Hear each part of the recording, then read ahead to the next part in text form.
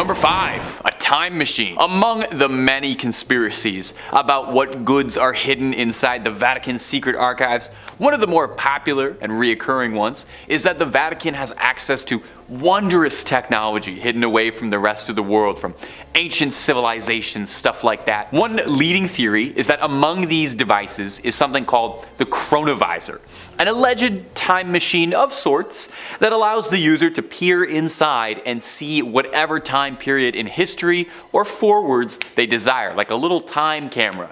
Doctor Who would love it. One Italian monk, one Pellegrino Ernetti, claimed that he developed the Chronovisor at some point during the 1950s with a team of 12 esteemed scientists who all wished to remain anonymous in the process. I would put my name on that if I invented time travel, personally. I'd want people to know. The Chronovisor is described as consisting of antennas and an unknown metal that's really good at looking through time, a little knob for tuning to a particular time and place, and a screen and recording device. Ernetti described that he and his team used this machine to view speeches by Mussolini and Napoleon, scenes from ancient Rome, and the crucifixion of Jesus Christ, which they allegedly tried to take a photo of. Now obviously no one's seen the Chronovisor. If such a device was to exist, it would naturally be pretty secretive. An Italian magazine in the 1970s claims that they found that image of Christ's crucifixion, the photo that was taken through time, only to discover that it was actually just a postcard. So this one's a bit up in the air. Let me know if you think this is real, but also, you know what? Let me know what time period you would want to take a picture of, if you could see that up close. And if you're looking for way more scary content, my friends, you already know Top 5 Scary is the place to be. We've got everything scary under the sun. Cryptids, conspiracies, true crime, fake crime, aliens, UFOs, just about anything freaky you can think of. So click on through, subscribe, stay scared, and don't miss a single thing. But keep watching this video too, okay? We worked hard on it. Number 4. The 3 Secrets of Fatima. Over 100 years ago, 3 young people in Portugal from the town of Fatima claimed that they were visited by the Virgin Mary herself in a vision, and the Madonna shared with them wondrous prophecies and visions onto them. These visions, allegedly, were the Second World War, the rise and fall of communism, and the death of a pope. And these were referred to as the 3 Secrets of Fatima. Very cool prophecy stuff. Now, story goes that the Madonna would visit these 3 shepherds every 6 months on the 13th day of each month on the dot. She was very punctual. Influenza would end up claiming the lives of 2 of these prophets, leaving only one to share messages with the world, and then only briefly too. Conspiracies and conspiracists state that the things the Virgin Mary told the shepherds weren't quite reported on accurately, and in truth, the church knows the real secrets that were bestowed upon the Fatimans, and that these were way too dangerous to be let out and had to be suppressed and controlled for fear of civil unrest, possibly pertaining to things that could damage the church's good reputation or change the nature of society as a whole. Maybe the answer as to whether or not that dress was white and black or gold and blue the whole time. An alternate conspiracy is that there were more secrets that the church knows about but refuses to share. Maybe 4 secrets of Fatima. That makes sense. They're called the Secrets of Fatima, not the Tell Everybody's of Fatima. You want my theory? My conspiracy? Virgin Mary told those shepherds of Fatima the recipe for KFC and Coke, and the Vatican realized quickly that information is just too sensitive. That's gotta stay under wraps. Number 3, proof of aliens. Well, we already talked a little bit about some of the incredible technology that could be inside this archive. And it's thought that the Vatican has all sorts of incredible information hidden away in its vaults that humanity, we're just not ready to know about. We're not grown up enough. One of the other leading ones is that theorists speculate that inside those secret archives is indisputable hard evidence of extraterrestrial life, that they're harboring alien skulls and remnants of amazing technology, I guess on borrow from Area 51's collection it's traveling. So the story goes that in the late 1960s, during renovations of the Vatican's archives, excavators uncovered alien skulls beneath the Vatican archives, and somewhere the predator is so upset that he lost those. Is it possible that they worried that if proof of extraterrestrial life got out into the wild, it would discredit belief out there? It wouldn't be the first time. You know, Galileo was famously locked up for his wild beliefs about the celestial bodies that would turn out to be fairly true. So would aliens be any different, really a different story? A Russian engineer named Genrikh Marvikich Ludwig was an esteemed scholar who in the 1920s was invited to the secret archives to study. A very prestigious position offered to less than 1,000 scholars a year. According to him, while there, he uncovered documentations that discussed the influence of aliens on civilizations like the Egyptians, the Mayans, the Mesopotamians. Ludwig found records of use of atomic weaponry predating the Manhattan Project, suggesting that this hyper-advanced technology had been in use for years, and humanity's leaps and progress were all reverse-engineered from our visitors. Maybe the pyramids really were aliens. Would certainly be something if that ever came out. I hope in our lifetime, I hope we get to see some aliens, and I hope we get to see an alien-elected pope someday. Personally. Number 2, proof Jesus never existed. Or did. Now, among the things that you would think the Vatican would really want to keep hidden and on the DL would be proof that the Lord and Savior did not exist. This is another popular conspiracy theory emanating about the Vatican, that one of the things they're trying to cover up is some alleged document that insists Jesus as we know him wasn't quite real or wasn't as reported accurately. That would make sense. If I was the Pope, that would be like the number one thing I would want to keep under wraps, right? That would probably destroy the church overnight if that ever came out. Now, on the inverse of this theory is a similar theory, totally different direction though, stating that the Vatican's secret archives contains indisputable proof that Jesus did exist, including correspondences between St. Paul and Emperor Nero, history's favorite bad boy, contemporary paintings and depictions of the man, which would be pretty groundbreaking. You'd wonder though, if they have that, why would they keep that secret? I would leak that one. Now, if you believe this conspiracy and you can carry on with it, it does get a little wild. One author, Michael Bagnet, claims that the correspondences inside the archives, they prove Jesus did exist, but here's a crazy twist. He didn't die on the cross, as, we all know, but rather there was a very complicated scheme with Pontius Pilate to secretly fake Jesus' death to appease the citizens of Rome. Sounds a little bit more like the plotline to a Dan Brown novel. It's a little fantastical, and if true, would probably be the greatest conspiracy theory in human history, and maybe humanity's most tightly guarded secrets if there's any weight to it. So definitely, if they knew that, they would probably keep that under wraps, keep that in a drawer, locked up tight, not let anybody see that. Number 1, the Illuminati. Maybe this is one of the most widespread conspiratorial beliefs, maybe one of the oldest conspiracy theories out there, really, is that the Illuminati, the centuries-old secret society that once started in Bavaria, would eventually grow into an organization capable of challenging the church and overtaking it. And if you believe the conspiracies, it's clandestinely pulling the strings behind everything, controlling the world from the shadows, inserting key members of its order into the highest levels of government, religion, the Disney Corporation, the rap industry, and also including their symbols hidden in everything. That one, I guess, just for fun, just to, flex. May I just say though, if the Illuminati are real and controlling things, they have got to be the least kept secret order, imaginable, since, I'm talking about them. Well, the conspiracy goes that the Vatican is closely tied with the Illuminati, with some believing that cardinals and the papacy are all tied to Illuminati interests, and that the secret archives contain bountiful proof of this: memos, meetings, plans for world domination, etc. The Vatican's archives date back centuries, nearly 1,000 years worth of old papers, with some documents containing secrets of the Knights Templar, who are thought to be the originators of Freemasonry, the group that would become tied with the Illuminati. That's who the Illuminati was based on. Surely some of those Knight Templar meeting minutes would be particularly illuminating, if you'll pardon that absolutely horrible pun. Of all the ones on this list, I think this one is the most outright likely, since we know the Illuminati did stem from the Freemasons, and we know that there was a real Illuminati. That's an indisputable fact.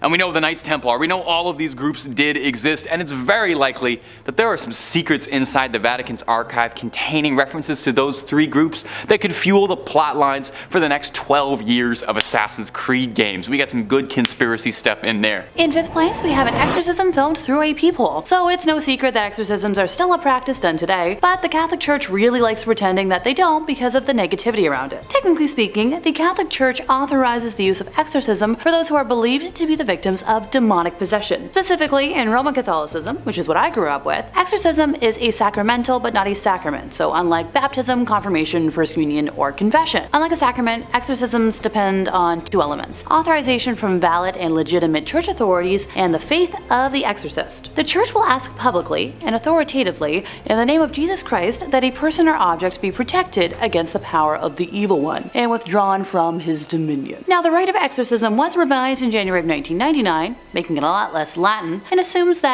possessed persons retain their free will, although the demon may hold control over their physical body. It involves prayers, blessings, and invocations with the use of the document of exorcisms and certain supplications. Typically, the individual will be restrained, and the priest will perform a ritual of prayers to remove the evil spirits. Solemn exorcisms, according to the canon law of the church, can be exercised only by an ordained priest or higher, with the express permission of the local bishop, and only after a careful medical examination to exclude the possibility of mental illness. The Catholic Church has between 500 to 600 official exorcists, with the vast majority operating in Latin America and Eastern Europe. Now that we're all clear on the formal definition of exorcisms, time to dive into this lovely 2014 video. The ritual was captured on camera by a man who heard the shrieks of the woman inside the sanctuary and filmed it through the peephole of a door. The incident occurred at the Assumption of the Virgin Mary Church in Vranov, Nadjij, in February of 2014. The church's priest, Marek Dunda, confirmed the video is real, but only said that if something is filmed through a keyhole, there's nothing more to say about it. Which is a dodging the question kind of answer if I've ever heard one. He told the newspaper he was talking to that he carries a mandate from his bishop to perform exorcisms, and also said that the group were asking God to protect and to liberate the person, including using a Latin prayer asking for help, and of course it helps. Pardon me. I'm no expert on exorcism rituals yet, but if you have to state that something of course helps, in my personal experience, it's a smidge sketchy. It's very hard to tell what is happening in the video, but it appears that at least two people surround the woman, who can be heard screaming in agony with momentary pauses in between for the duration of the, just under 2-minute long video. Daniel Trokta, who, shot the video after hearing the screams, warns people in the description to watch the chilling footage while wearing headphones, which is what I did. When asked about the condition of the woman in the video, the priest said any details about her or her state were private, and while I'm glad the church is respecting her privacy, I hope that the poor woman has been cured and healed. As much as I joke about it, demonic possession is no pleasant or laughing matter. In fourth place, we have footage from 2020. Okay, before anyone out there panics, I'm talking about the American news magazine that's been, broadcasted on TV since June of 1978. Not the awful year in recent history that we're not going to talk about, because that was awful. On April 5th of 1991, the show featured a segment that showed an actual Roman Catholic ritual of casting out demons, videotaped at a nun's home in suburban Palm Beach County. The segment shows the affected girl, referred to only as Gina, as she thrashes under the effect of ancient prayers, is sprinkled with holy water, and, has a cross being pressed to her head. Common stuff. The girl retches, writhes, yowls, and bares her teeth. She says, "Get out of here! Me not wanna leave!" shrieking all this at the priest, as one hand snaps the gauze bonds tying her to the chair. By the way, apparently if the exorcism team hadn't tied her down, she might have levitated to the ceiling. How very Willy Wonka. At the time, the March 25th issue of U.S. News and World Report carried no fewer than 5 articles on hell and the devil, citing a poll that 6 out of 10 Americans believed in the netherworld, which is 2% more than in the church heyday of the 1950s. Another poll, released in August of the same year, said 55% of Americans believe in the devil and 49% in demonic possession. I'd love to see those results today, but I couldn't find them sadly. Most Catholic leaders say possession is rare, with Reverend Kenneth Doyle, Communications Director for the National Conference of Catholic Bishops, stating he's only heard of about a handful of exorcisms in the last 40 years, but I feel like that's just a PR statement. Here's the thing. When churchmen do perform an exorcism, they almost never talk about it. The main exorcist in this entire report is known only as Father A, and his face is kind of obscure. Sister Lois Schaefer and the Reverend Walton Dockerell of St. Rita Parish near West Palm Beach, who took part in the exorcism, said through a secretary that, no comment. Palm Beach Bishop J. Keith Simons, who permitted the taping, issued only a 4-paragraph statement, saying that the devil really exists, he is powerful and actively at work in the world today, as through the centuries, which echoes what Cardinal John O'Connor of New York said. Now, it was O'Connor's remark that there can be no question about the reality of the devil that initially drew the interest of 2020, especially after the church got about 75 requests from around the country to investigate possible cases of possession. That job fell to the Reverend James LaBar, a specialist in the occult, who looked into some of the initial claims and decided that Gina in South Florida was genuinely being tormented by demons. According to the report, she experienced psychotic episodes, plus visions of demons and dead persons. Oh, I don't wish that on anybody. Her mother says she tried visits to a spiritist and to various hospitals, and in the footage, the priests say the girl is controlled by 10 evil spirits. They meet her violent reactions by following the prayers and the gestures of the rite. The ordeal took about 6 hours, and this isn't really uncommon for exorcism lengths. Before the procedure even took place, Father A mentioned how it's a terrifying experience at times, and that he,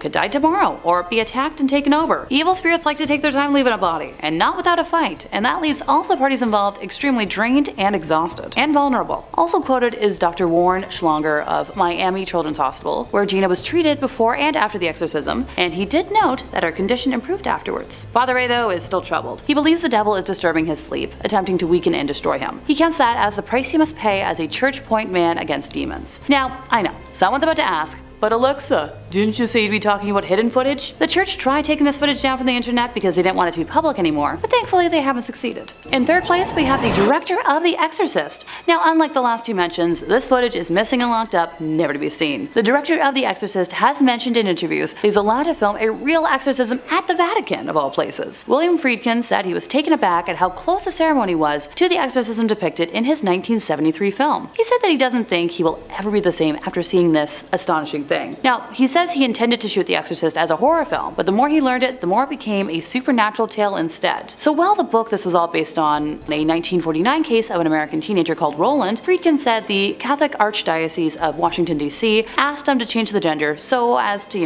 not draw attention to the young man. But in reality, the director said that it was a young man of 14 and not a gal who was allegedly possessed. Now, the Vatican did not immediately respond to a request for comment, and still has not as of this day. The church asking someone to hide something and then not commenting on it. I'd say I'm shocked, but I made a promise to myself to never lie on here, and I'm not about to start doing that today. Friedkin said he believed the boy was genuinely possessed, convinced that there was no other explanation. He read the diaries of not only the priest involved in the exorcism, but the doctors, the nurses, and the patients at Alexian Brothers Hospital in St. Louis, where this original case was carried out. He's also stated that he's not Catholic, doesn't go to church, or belong to a church or a synagogue. Make of that what you will. In second place, we have the exorcism of a satanic queen. This tale in particular comes from Dr. Richard Gallagher, who is an Ivy League educated, board-certified psychiatrist, and who performed a mental health evaluation on our sad woman to make sure it wasn't, an instance of something that could be helped with modern medicine first and foremost. He described her as a middle-aged woman who wore flowing dark clothes and black eyeshadow, and while she was charming and engaging, she was also part of a satanic cult.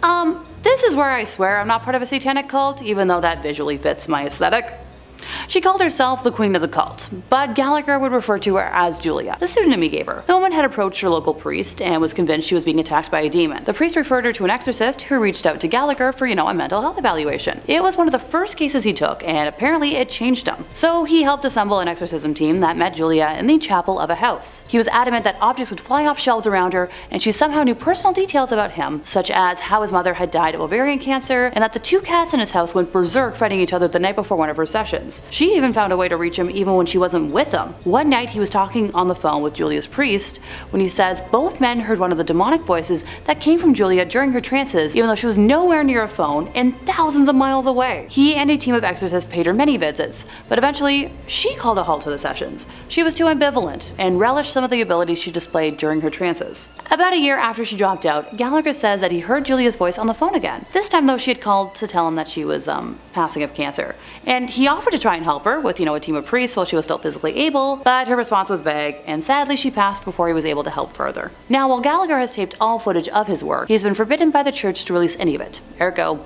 sorry folks, I got nothing. In first place, we have Ed and Lorraine Warren exorcism footage. Me talking about Ed and Lorraine Warren? I know, a shocker. While the video is blurred on YouTube to protect the identity of the poor girl, I personally think it's up there as one of the most frightening things I've ever seen. At an hour and 20 minutes long, it depicts a Catholic bishop in Connecticut attempting to converse with a demonic entity that has possessed the body of an innocent young woman while her family restrains her. Ed and Lorraine were the ones to alert the church to the possession after meeting her during an audience chat session that was held at the conclusion of one of their public presentations. During portions of the exorcism, when prayer is done, you can hear the demon acting wildly, and it originally refuses to give its name, both of which are quite common in cases of demonic possession. Eventually we learn that there are 4 demons possessing our victim, with one of them identifying themselves as Robert, a name associated with the son of Satan. I'll let a snippet roll now, allowing you to hear the woman for yourself. This footage was unreleased until after the passing of Ed and Lorraine, and it's believed that they were told by the Catholic Church to specifically keep it under wraps, but their son-in-law doesn't have the same fear or respect for the church, depending on one's opinion. Number 5. A close personal personal working relationship with Bonito Musolini. The Vatican isn't just the seat of the Catholic Church. It's also the smallest country in the world. Did you know that? Despite existing inside of Italy, the Vatican isn't part of Italy, but rather its own country, a little sovereign state. About 1,000 people live there total. But it hasn't always been that way, though. It wasn't founded as its own separate city. And the reason it became that way is a little darker than I'm sure the church would like to admit to: a treaty with infamous fascist leader Benito Mussolini. In 1922, Mussolini and the National Fascist Party came to power, crushing democracy and putting up a pretty hostile dictatorship in its place. In 1929, Mussolini and the church came together to meet and sign a treaty, granting the church the status as a private enclave, a sovereign state inside of Italy. The deal was, Mussolini wouldn't bother the Vatican, and they wouldn't bother him. Mussolini even paid out a massive settlement, which the church invested and is believed to have been valued at $780 million, alongside the church getting tax exemption status and priests getting a healthy salary from the Italian government. All of those benefits you can thank fascist leader Benito Mussolini for. Perhaps most illuminating, however, was a clause that protected the Vatican's dignity, so to speak, meaning as part of their laws as a sovereign state, they were allowed to arrest and try anyone who criticized the people and the church. In exchange for signing this treaty, the Catholic Church publicly supported the fascist dictatorship and was recognized as Italy's official government. The Vatican's own newspaper printed shortly after the deal went down, "Italy has been given back to God, and God to Italy." And they had the support of someone who was involved in hundreds of thousands of deaths to thank. Isn't that fun? And if you're looking for way more church conspiracies, old secrets, relics, all kinds of things, ghouls, goblins, aliens galore, Top 5 Scary has all of that and then some. Really, we'll do just about anything on this channel. I'm talking about the church right now. So hit subscribe, make sure you ring that little bell as well so you don't miss a single scream. But you do that at the end of this video, okay? Because I got 4 more church scandals coming up for you right now. Number 4, the banquet of chestnuts. Believe it or not, this might shock you, more than a few popes have been less than pious. You know, we'll go deeper later in the list, but several popes would be on the naughty list. Among them, Alexander VI, who you might know better as Rodrigo Borgia. Rodrigo was said to have some pretty bizarre hobbies, even by papal standards. He apparently loved to watch horses mate. That was apparently one of his favorite ways to spend an afternoon. Once or twice, sure, you know, we all get curious, Rodrigo, but frequently, I don't know, man. I don't know. Maybe you have to be there. Anyway, that's not even the most controversial thing the Borgias were involved in. Seriously, look up the Borgias after this video, there was a lot. One of the most infamous things Rodrigo got involved in was called the banquet of chestnuts, sometimes referred to a little more colloquially as the joust of... I don't really think I can say this and stay in the family-friendly guidelines. The joust of women of the night, if you know what I mean. Are you following? It's a word that they say in Game of Thrones a lot. And if you don't know what I'm talking about, maybe you're not old enough to be watching this channel. The joust that shall not be named wasn't quite a literal joust, although there was a great deal of thrusting and charging. Excuse me. Cesare Borgia, real-life Jaime Lannister and one-time Assassin's Creed Brotherhood villain, arranged a banquet in his chambers in the Vatican with 50 of the hardest-working courtesans of the time. They danced after dinner, then disrobed, and then the joust began. Rodrigo and his family gleefully threw chestnuts on the floor, forcing the women to grovel around their feet like swine. They offered prizes, clothes, jewelry, all sorts of baubles for the man who could fornicate with the most courtesans, that's pretty interesting. That's a pretty interesting event for the Pope to preside over. Think about the next time you're at an official church event in your community, like a bake sale or something. Just think about the other events the head of the Catholic Church and the voice that speaks to God was holding and participating in. Number 3, killing Joan of Arc over pants. Joan of Arc is a very familiar name to Catholics and, well, just about everybody. She's a pretty famous historical figure. You probably know her famously as a saint. You might recognize her as a force for feminism. I think she was in one of the Bill and Ted movies. Well, her status as a saint came a long time after some trouble she was embroiled in with the church, who at one time saw her as an enemy to their very ideals, going so far as to consider her their #1 enemy. In 1429, the young Joan of Arc believed that God had spoken out to her and helped instigate an uprising to get the English out of France. Very cool for the French people who wanted them gone, but some high-ranking influential members of the clergy who had ties to the English weren't terribly fond of this wild woman who was going around dressing like a man and claiming that God spoke to her and was kicking all of their friends out of the country. Somebody do something about this wild woman. When King Charles VII enjoyed Joan's help during the many battles against the English, when Joan was captured by English forces, she learned the true extent of his loyalty when he handed her over to the Catholic Church to stand trial for heresy. After all, she was claiming she talked to God, and only the Pope is supposed to do that. And worst of all, Joan of Arc was wearing pants. She was wearing pants while doing it like a man. So Joan was put on trial for heresy and denied counsel, which is against her rights. Saul Goodman would have been furious. Regardless, Joan kept her cool, rather famously, and is famed for her level head. Joan was found guilty of being a rebellious spirit who wore men's clothes, and for these indignations was burned alive at the stake in front of a cheering crowd. In 1456, some 25 years after her horrific death, King Charles VII felt kind of bad about that whole ordeal, ordered an investigation, and made her a martyr. It wasn't until 1920 that she was officially canonized as a saint. Think of it like a heavenly apology. I'm sure the water's fine, I'm sure the air is cool, no bad blood between Joan and the Catholic Church. I bet she's having a great time. I'm sure she appreciated it. Number 2, buying redemption. Can man find redemption? Can the weight of our sins be undone? Can a person truly change his course? Can an evil man become good? These lofty questions have dominated the hearts of man for years, inspiring countless great works of art and philosophical conundrum. At religion's heart is the concept of salvation and redemption, so it might strike you as more than a little bit bizarre that at one point in time, the Catholic Church was selling absolution for a price tag. Now, before we get into that, we need to talk quickly about an indulgence. No, not eating an extra large cheese pizza by yourself, but that is an indulgence of sorts. If you're like me and you've skipped Sunday Mass for the last 26 years, basically an indulgence in Catholic terms is sort of like a plan or a plea for absolving your sins. Something you have to do to absolve yourself. 30 Hail Marys, confession, that sort of stuff. In the early 15th century, after Pope Julius died, Pope Leo X would inherit the papacy. Leo loved the pleasures that came with being Pope. He loved the big hat. He loved spending lavishly. He loved voluptuous entertainment. He loved living like a king, not a pope. It took him 8 years to completely drain the Vatican's treasury, which other popes weren't really doing. So when St. Peter's Basilica was in the process of being rebuilt, they were plain out of money and needed a fundraiser. But instead of selling Girl Guide cookies door to door, Leo announced that anyone who contributed money to the church would be granted an indulgence. Now, an indulgence was supposed to be a path laid out by a church for your betterment, but it was hawked as if you were buying a sin redemption ticket, like a get-out-of-hell free card. Dominican friar John Testel was named the Grand Commissioner of Indulgences in Germany.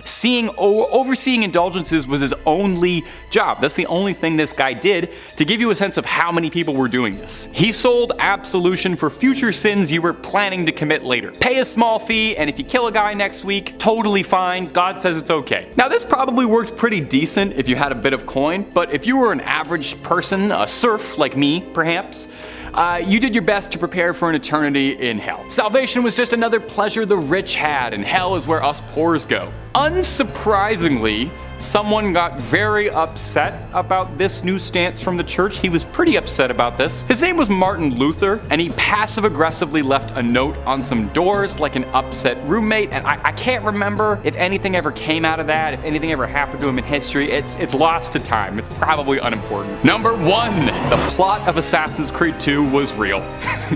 If you've garnered anything from this video, I sincerely hope it's that the Pope oftentimes does not follow the rules. Yes, the guy interprets the will of God, and he's got a direct phone line to him directly, but that doesn't mean he has to follow every single one of his rules. We've already discussed some truly wild sins, horse mating, chestnut parties, spending money, but let's top it all off with the biggest one, a full-blown assassination conspiracy revolving around a pope ordering a hitman. And you just Sit on that for a second. In the 1470s, Pope Sixtus IV hatched a scheme to rid Florence of the Medicis, who was the most influential family in the country at the time, with such power that they rivaled the church. The Medicis had served as the bankers for the papacy for generations, and as such were absurdly wealthy. Pope Sixtus kickstarted this conflict when he swapped the Medicis as the papal bankers to the Pazzi family. Oh, no. The Medicis didn't want to fund the Pope's claim of the town of Imola, which the Medicis wanted to claim for themselves to lord over. So, something had to be done about these meddling Medicis. Pope Sixtus contracted 2 assassins to carry out the plot against Lorenzo and Giuliano de' Medici during Easter Mass on a Sunday, which just feels unbelievably disrespectful to me. If you're the Pope, I mean, ordering an assassin against anybody, morally gray, but doing it on Easter Mass? You're not even allowed to talk in church, but you can orchestrate a political assassin? I don't know. Now, if you're sitting listening to this and you're kind of wondering why some of this sounds vaguely familiar and you don't know why you recognize these names, it's because you might recognize this plotline in between jumping into bales of hay as being a major force in Assassin's Creed 2, where protagonist Ezio Auditore da Firenze ends up helping out Lorenzo Medici a great deal. Yes! The games were really inspired by true history, save for a few extendo blades and boss fights against the Pope. Rodrigo Borgia, as far as we know, never got into a fistfight with any assassins and wasn't killed by Cesare, but I digress. If you remember from Assassin's Creed 2, Giuliano was fatally slain, but Lorenzo survived and rallied support of Florence in a war against the church. Ezio picked off conspirators, and then sailed to Naples to meet King Ferdinand to discuss a peaceful solution to the bubbling war. So in the end, the plot failed drastically because all it really did was make people think that Lorenzo Medici was the coolest guy around and brought intense shame to Pope Sixtus, and it inspired one of the best games Ubisoft ever made. Number 5. St. Mary the Virgin Church. Clop Hill, England. I gotta say, that sounds like it's a fake place, like where Sir Topham Hatt lives. Well, not only is it real, but it's home to a bone-chilling haunted church, St. Mary the Virgin Church. Now, St. Mary was built in 1350 outside the main settlement of totally real place Clop Hill. Traditionally, churches are built facing the east. I didn't know that. It's so it can align with the sun rising, which in Christianity is associated with heaven and the Messiah. Churches have their altars facing east, so you pray in that holy direction. Well, St. Mary's just had to be a little different, and this church is facing the west, facing away from God. And it's why some people believe the church is hosted to evil spirits, as facing west means they've shunned God and opened their doors to the devil. Paranormal investigators have strongly suspected the church as being host to satanic rituals. As the church fell into disuse, it became a popular spot for vandals, and if you believe the legends, black magic. In 1963, a local couple saw 2 people wandering around holding a human skull, which definitely I think would cause you to look twice. The people told the couple that they had found the skull in St. Mary's, where it had been jammed into a wall. When the couple went to investigate, they found on the floor a breastbone, pelvis, and leg bones, all laid out in a pattern used for black mass. Pretty spooky. Scattered cockerel feathers and tracings of 2 crosses filled in red were found inside the church as well. And as if that wasn't slightly unnerving enough, they also found that 6 graves of women in particular had been tampered with as well. All signs seem to be pointing towards some dark rituals happening at St. Mary's Church. Common sightings at the St. Mary's Church range from smaller scale things like strange screeching during the night or hearing the bell going off despite being long abandoned, and the more threatening reports seeing tall, dark figures wandering the ruins of the church, perhaps getting themselves ready for another ritual, or perhaps they've been contacted by a ritual and are arriving. Only thing I know is I won't be checking out the midnight mass there anytime soon. And if you're interested in way more scary stories of all manners, cryptids, conspiracies, churches, hauntings, aliens, we've got a little bit of everything at Top 5 Scary. So click on through, find something to get cozy with, and subscribe, and make sure you hit that bell so you catch all of our videos as they drop. But do all that stuff at the end of this one, okay? Because we got way more haunted churches for you coming right up. Number 4. Our next entry on the list today is going to be the Aquia Episcopal Episcopal Church, and if you haven't said that, try saying that 10 times fast, I dare you. Located in picturesque Stafford, Virginia. The church has 200 years of history to it,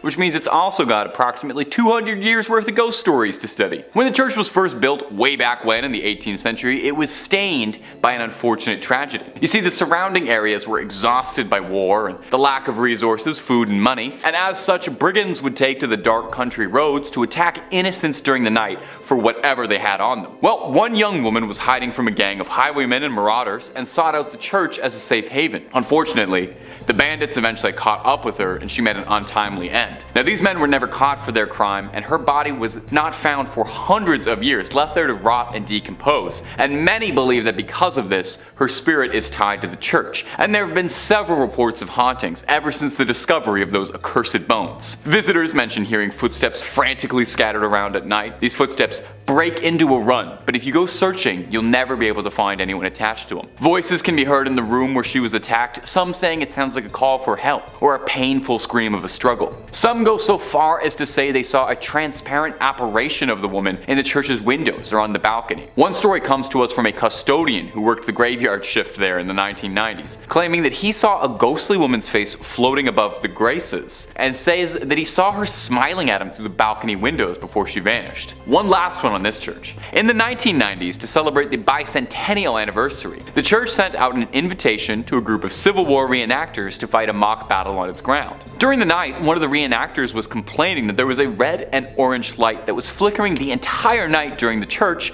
that prevented him from sleeping. The man explained this to the father of the church, and the father explained back that there was no electricity in the vestry, and that the light must have been the spirit confused by why the Civil War had started up again. Imagine, you're a ghost, you're already out of time, and then you look outside and you see guys from your time? My little ghostly sense of the world would be so thrown off. I would have to buy a new ghost calendar. Number 3. Monaster Nagayal Duff, or Abbey of the Black Hag if you don't got all that time. Wow, you see that? You see what that church is called in that little chyron below me right now? I'm just supposed to pronounce that with my lips? Okay, it's also called the Abbey of the Black Hag, and that's what we're going with. We're not calling it that other thing. I'm not doing that. Black Abbey of the Hag, only name this church has ever gone by, and it was built in 1298. And it was one of the well-known medieval convents in Old Ireland. The remains of the abbey still stand today in a secluded valley, making it already mysterious and supernatural place just that much more supernatural and overgrown and spooky. I mean, the place is called the Abbey of the Black Hag. You don't name a place that unless it's extremely haunted or if there's like a cool boss fight or something there. Sounds like it's straight out of Dishonored. It's believed that the last abbess, horrible word by the way, in charge of the abbey practiced witchcraft, and in the scary way, okay? She brought death, misfortune to the surrounding areas. Pope Martin V condemned the abbey, not being down for witches at all. The accused witch left to live out in the damp, deserted abbey by herself, which she probably loved because it sounds scary. Over time, her skin blackened, her hair furled, and her soul twisted, leading to the place being renamed the Abbey of the Black Hag. And if you can believe it, there's actually more to this one. The Count and Countess of Desmond once called the abbey home when attempting to flee their attackers, where the Countess was fatally struck by an arrow and buried by her husband. But it wouldn't be the end of the Countess, because sightings of a ghostly figure around the ruins of the abbey were common, meaning someone eventually went to dig up that grave, finding worn out finger bones, meaning she was still alive when she was buried. It's said now that a woman's panicked shrieking can be heard in the early hours around the abbey. Number 2. The Borley Rectory. The Borley Rectory is an old London estate that has the unique distinction of being considered the most haunted building in the United Kingdom. No big deal, or anything.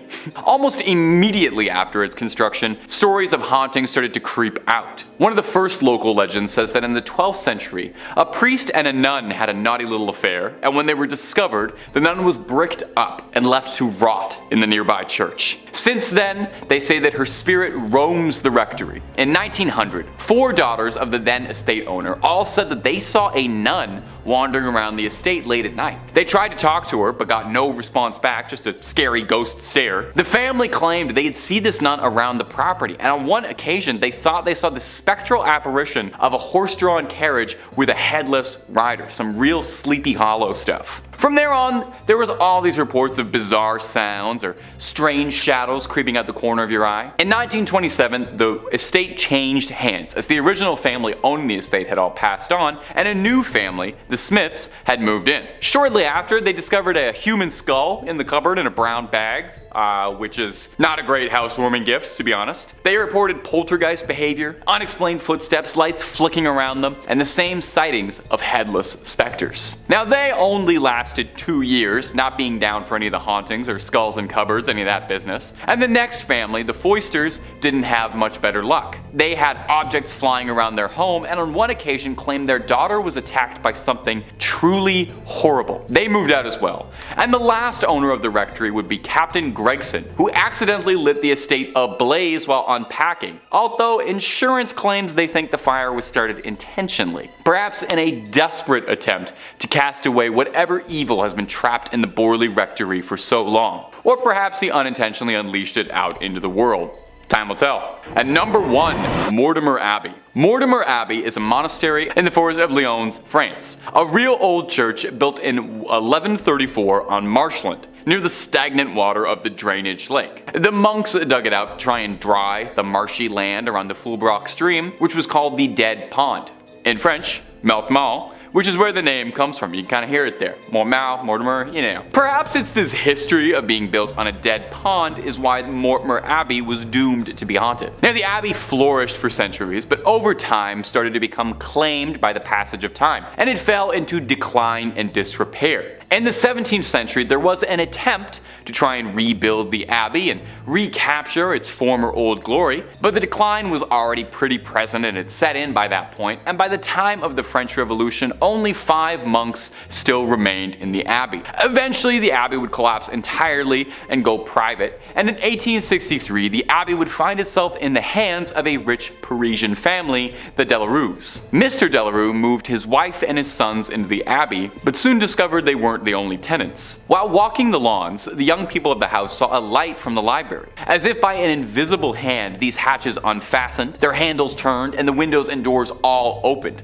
The paintings on the inside of the abbey turned themselves around and steps thundered out into the halls, and nobody moved out immediately after. I would have started looking for new real estate right then and there. But one night the young Delarue, Charles, had his fiancée over to come see the estate that would become her new home in marriage. She was offered the guest room, but found herself terrified during the night when she couldn't sleep because she was too busy being tormented by mysterious sounds and objects around the room that were hurling themselves around, being possessed by something. Having had, quite frankly, enough, like I think any of us might have, the young suitor announced she would never live in this house, called off the entire marriage, and hurried back to Paris tout de suite, where there were plenty of handsome young men asking her hand in marriage who didn't live in old haunted estates, okay? That's the message to take away from this. Get the love you deserve, and the love you deserve is not in a haunted house. In 5th, we have the Most Holy Trinity Church in New York, built sometime between 1882 and 1885 on land that previously served as a graveyard until 1853.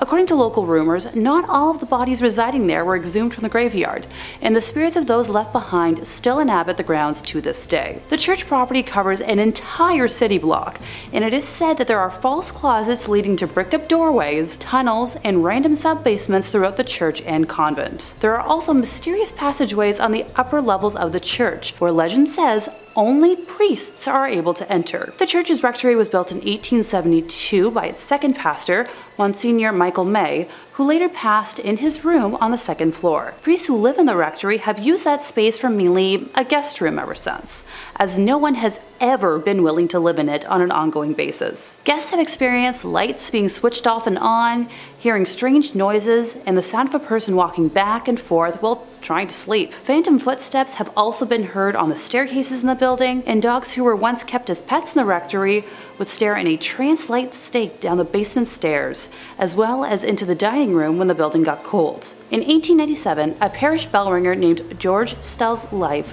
was taken in the vestibule of the church. Though there was a suspect in the case, a former parishioner who would later be executed for an unrelated ending of life, no one was ever convicted of the crime. The red fluids of Mr. Stell's, as well as the red handprint of the killer, is believed to still be on the wall in a stairway leading to the bell tower. George's ghost still roams the church and is believed to be the reason why the bells will ring suddenly, vowing not to leave until his death has been solved. In 5th place, we have diamond proof of an SA scandal. Alrighty, can I get a show of hands? What's the first thing you think of when I say priest and scandal in the same sentence? Do those two words have the initials SA? I had a feeling. So those are words that this platform doesn't really like, so pardon me while I try to dodge them, and I apologize in advance for how comical I'm about to sound. This affair kicks off on June 22nd of 2023 when the Society of Jesus of Bolivia acknowledged that it had received from the Vatican a copy of the diary belonging to the late Alfonso Pedrejas, who was a priest accused of taking advantage of dozens of minors. He died of cancer in 2009, so he never faced repercussions for his actions in his lifetime. Primarily known as Father Pica, he was placed in boarding schools for impoverished youth, primarily in Cochabamba in the 1970s. So the diary was turned over to the prosecutors in that same city for that reason, and it was discovered that the late priest kept detailed accounts of the underage horrors he committed in Bolivia. So at one point, according to his diary, he told a colleague about the crimes, only to be advised not to mention it in future confessions. Yeah, the good old ignore it and it'll go away approach. The priest's nephew, Fernando Pedrejas, discovered a printout of the diary in an attic and turned it over to a major newspaper. And in its pages, the priest wrote lines such as, "I hurt so many people, too many." The newspaper publishing excerpts from the diary prompted an outcry in Bolivia and an official Vatican response. Go figure. Pope Francis promised to ensure the full cooperation of the Church to work alongside the government as it investigates the allegations. He also expressed sorrow over the ongoing revelations in the Catholic Church, calling them deplorable. Yeah, okay. And remind me again, what does full cooperation mean? Coming from an institution that covers up more than it discloses, pardon me if I take that with a pound of salt. Bolivian President Luis Arce has called on his country to strengthen controls to prevent foreign priests with, a history of sexual crimes from entering the country. Which, it's fine, and obviously I support that, and, great, but it's hard to find that out when the Church is super skilled at covering things like that up. Priest Jordi Bortomeu, a sex crime investigator from the Vatican, arrived in Bolivia back in May to gather information about prevention efforts being undertaken within the Church to stop these kinds of crimes. Well, that sums it up right there for me, folks. The Church has its own sex crime investigator. It's such a problem that they have a specialist. And before someone feels like fighting me on this, specialty jobs like that only exist because there's a need and a problem. That's not the kind of job that just got created out of midair for kicks. The investigation into Pedrejas joins at least 12 other ongoing judicial probes into allegations of clergy sex crimes in Bolivia. So the Bolivian Episcopal Conference has said, one priest has already received a 10-year sentence for his crimes, while another priest, Milton Murillo, was sent to pretrial detention for 3 months in May. New testimony against Murillo emerged in the wake of the Pedrejas scandal as prosecutors called on survivors to step forward. Okie dokie. Time to move on before I start hissing like a tea kettle, and I swear by the end of today, I'm going to turn into a caricature with like a storm cloud over my head. In 4th place, we have a drastic loss of support. So in Germany, people who are formally members of a church pay a so-called church tax that helps to finance it in addition to the regular taxes that the rest of the population have to pay. If they register their departure, though, with local authorities, they don't have to pay it anymore. Granted, there are some exceptions for low earners, folks who are jobless, retirees, students, and etc. But I'm pretty sure here in North America, all money given is through donation, and you just, stop going on your own terms if you want, but it's more complicated elsewhere. But also feel free to let me know in the comments if I'm wrong, because I'm not a certain expert on Catholicism. Anywho, more than 500,000 people formally left the Catholic Church in Germany last year, which was significantly higher than the previous record. The German Bishops' Conference said specifically that over 522,000 people left the church last year, which is up from around 350,000 in 2021. In comparison, only 1,447 people joined the Catholic Church, which was around the same as the previous year. The departures left the number of Catholic Church members in Germany at nearly 21 million, which is just under a quarter of the population. Now, the Bishops' Conference didn't detail reasons for departures in this annual release of statistics, but many people have turned their backs on the church in recent years, amid fallout from scandal over bad things done by clergy and others. Wow, I'm shocked. In 2018, a church-commissioned report concluded that at least 3,667 people were harmed by clergy in Germany between 1946 and 2014, with more than half the victims being under 13, and nearly a third of that served as altar boys. Various dioceses tasked law firms or others to put together reports on their own past handling of these cases, which has led to massive tensions in the Cologne Archdiocese, where the Archbishop, Cardinal Rainer Maria Wolkai, drew widespread criticism for his handling of a report he commissioned. His offer of resignation has been pending with the Pope for months. Now, an independent report in the Munich Archdiocese, where the late Pope Benedict served as Archbishop from 1997 to 1982, last year faulted the handling of cases by a string of church officials past and present, including the then Cardinal Joseph Ratzinger himself, himself. The head of the Central Committee of German Catholics, an influential organization, said she was sad but not surprised at the number of departures last year, and has called for reforms and more thorough investigations. Yeah, good luck with that one. I ain't holding my breath. In third place, we have the Vatican Bank, so formerly known as the Institute for the Works of Religion, the Institute, or the IOR for short. It was founded in June of 1942 by papal decree of Pope Pius XII. So anyone want to guess when they presented their first public operations report? Come on, give it a try. Nope, not anywhere in the 1900s. 2013. Yep, that's what I said. 70 years later, they produced their first annual report. You know, the thing that's supposed to be held every year. Previous to all this, all internal ledgers were destroyed every 10 years in accordance with their policy. So the IOR's role is to safeguard and administer property intended for works of religion or charity. And the bank accepts deposits only from top church officials and entities, and is run by a president, but overseen by 5 cardinals who report directly to the Vatican and the Vatican Secretary of State. So they only report to themselves. For reference, all banks that operate here in Canada have to report to the Minister of Finance. Just saying. Former bank president Ettore Tedeschi and the Vatican Bank have been investigated on 2 separate occasions for money laundering. In March of 2012, JP Morgan Chase closed a Vatican account in Milan after the IOR was unable to respond to questionable money transfers. In 2010, Italian authorities seized $30 million from a Vatican account at Italy's Credito Artigiano Spa, following allegations that the IOR violated anti-money laundering laws. Now, everybody denied wrongdoing, and no charges were ever filed. The money was released after the IOR promised to pass measures to come into full compliance with international standards on money laundering and terrorism financing. In September 2019, German Cardinal Reinhard Marx, who was in charge of the Vatican's Economic Council, confirmed that Pope Francis had instructed him to reduce costs in an effort to eliminate a deficit that is estimated to be around 70 million euros. Don't get excited though, that's not a concrete number from them because, that would be way too transparent. The exact amount is up for debate because the Vatican had not published a budget since 2015 and has been without an in-house auditor for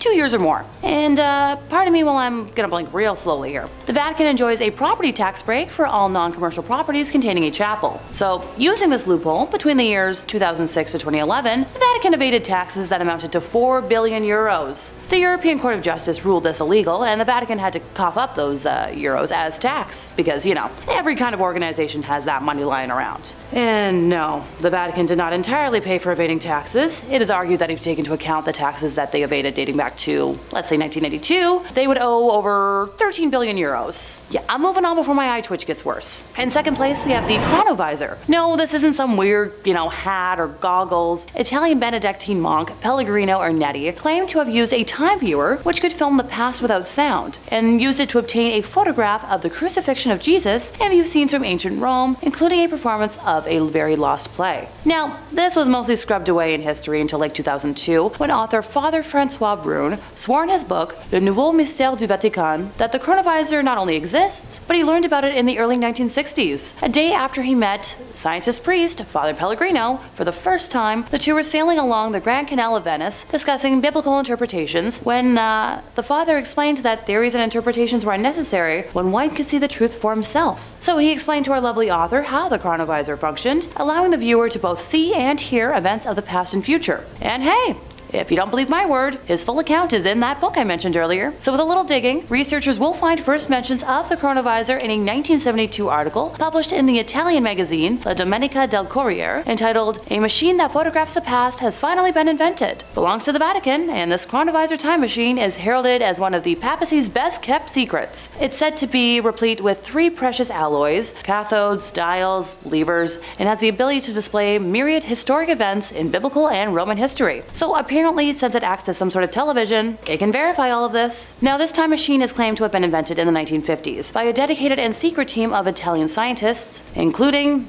who I've already mentioned, Mr. Pellegrino himself. Critics may take credibility issues with the fact that he, eventually became a priest, but he was a scientist first. See, this critic doesn't take issue with that, more so that the Vatican is hiding a tool that could be used to help solve, unanswered crimes around the world and maybe help people. Like, imagine how many killings could be solved and how many families of lost people could have answers. Stop being selfish. In first place, we have the allegations from Arise Church. So an external review of Arise Church has called for its entire board to resign after reports from more than 500 current and former members, that include allegations of cult-like behavior, racism, SA, and conversion therapy came to light. So that report, compiled by a group called Pathfinding, which is, a consultancy firm for charitable organizations, was leaked to journalist David Ferrier, who revealed pretty damning allegations. The report was filled with experiences of, like I said, so many people involved with the church, which received nearly $15 million in donations the year before it was released. A 34-page summary of the investigation concluded it was undeniable that there had been significant hurts caused to people involved with Arise and egregious and systemic failures in governance over many years. And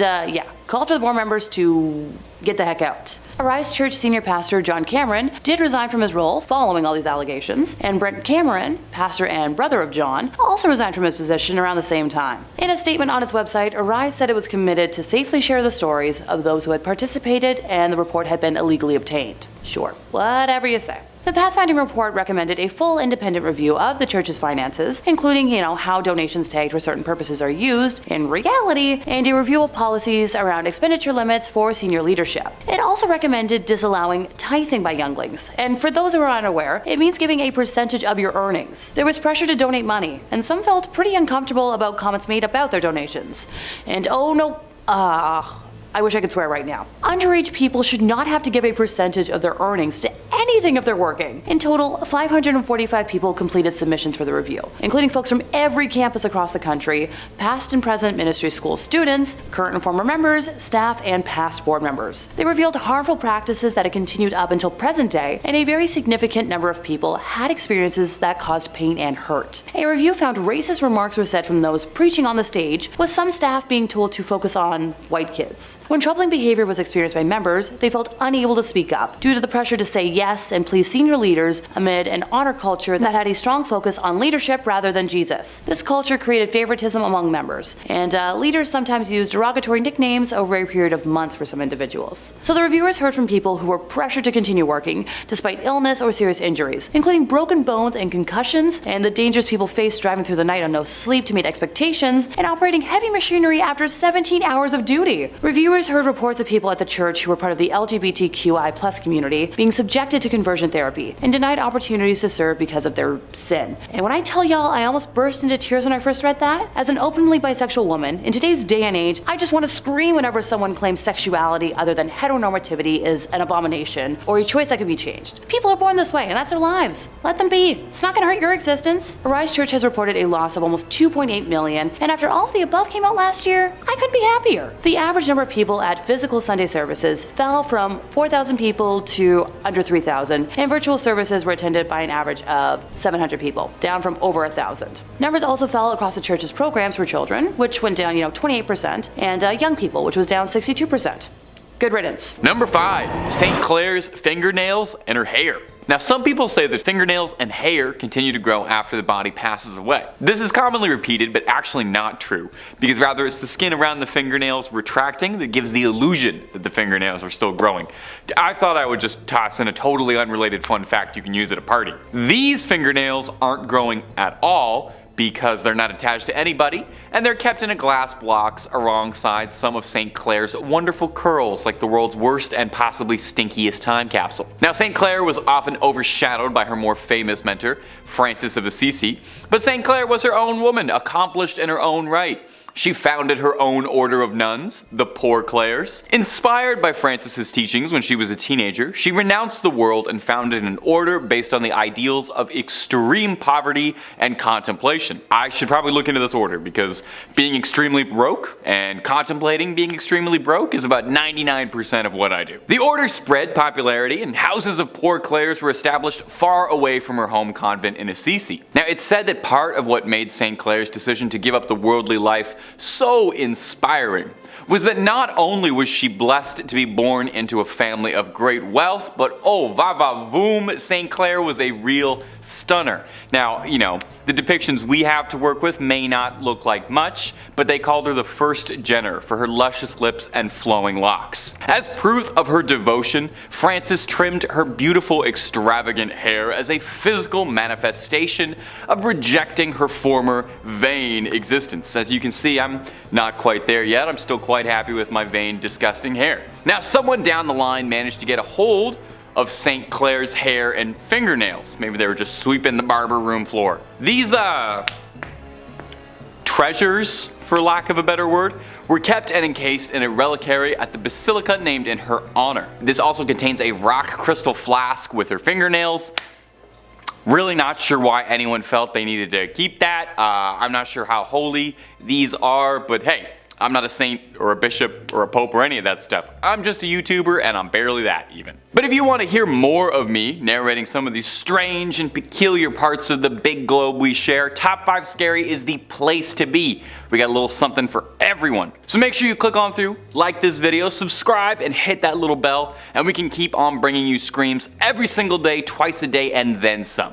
But do that at the end of this video, okay? We got way more weird Catholic relics coming up for you. Number 4, papal hearts. You know, they say some people wear their hearts on their sleeves, and some people collect 22 hearts in marble urns inside a beautiful reliquary. We all have our hobbies. We all collect things. Just make sure those hearts are still in their original packaging, otherwise, you know, they're totally worthless. Well, these aren't just regular old hearts. These are the hearts of 22 former popes. Obviously they're former popes if their hearts are, obviously. At the Church of Santi Vincenzo e Anastasio a Trivia.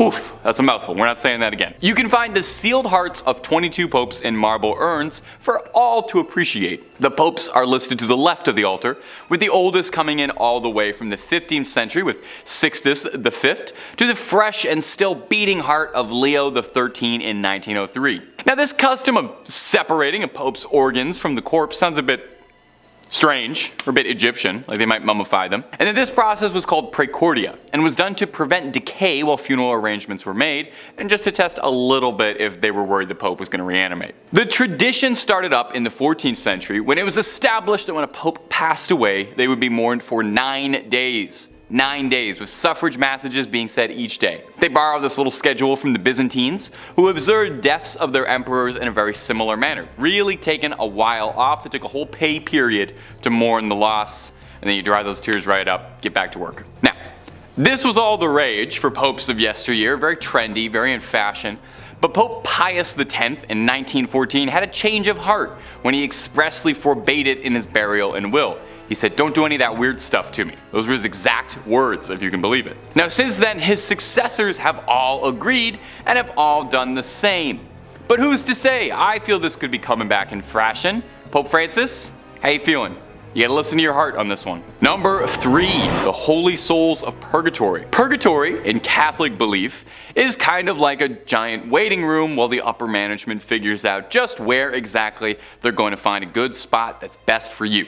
Well, that's simplifying it a bit, obviously. The soul is thought to be stranded in purgatory until it atones for its earthly sins, but you can hurry the process up just a little bit if your loved ones back on earth are praying for you. In the back of the Chiesa del Sacro Cuore del Suffragio del Piccolo Museo del Purgatorio, or Museum of the Holy Souls in Purgatory, holds a collection of relics that have been singed by the hands of the souls of those trapped in purgatory. These burned handprints are believed to be the souls trying to communicate that their loved ones need to pray harder. I don't know about you, but I would definitely start praying real hard if burned handprints started showing up in my books, but I would be praying for an exorcist, more likely. Now, this is kind of interesting, and I didn't even know this. Purgatory isn't even mentioned directly in the Bible, but the concept of purgatory dates back to the 11th century. This notion that trapped souls needed to be freed came from a story told to the Abbot Odilo of Cluny by a monk returning from the Holy Land. He told this story about how this ship had been wrecked, that he'd been cast ashore on a mysterious island, and a hermit who lived on the island related his own story of a chasm from which screams of trapped souls and demonic flames rose and ravaged. He told of how the demons would complain about losing souls when your loved ones would pray for their behalf. So November 2nd was established as All Souls Day. Everybody, all the souls. Where it was believed that prayers by the living could help get all of those trapped dead in purgatory loose.